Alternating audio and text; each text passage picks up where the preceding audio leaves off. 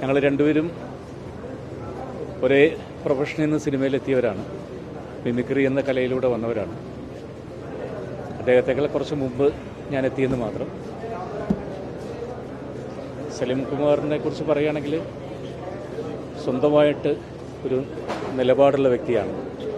തൻ്റെ നിലപാടുകൾ എപ്പോഴും ആ നിലപാടുകളിൽ ഉറച്ചു നിൽക്കുകയും ഏതൊരവസരത്തിലും ഏതൊരു വേദിയിലും അത് തൻ്റെ പ്രൊഫഷനെ ബാധിക്കുമോ എന്നുള്ളതൊന്നും നോക്കാതെ ആ നിലപാടുകൾ വെട്ടിത്തുറന്ന് പറയാൻ ധൈര്യമുള്ള ഒരു വ്യക്തിത്വമുള്ള മനുഷ്യനായിരുന്നു.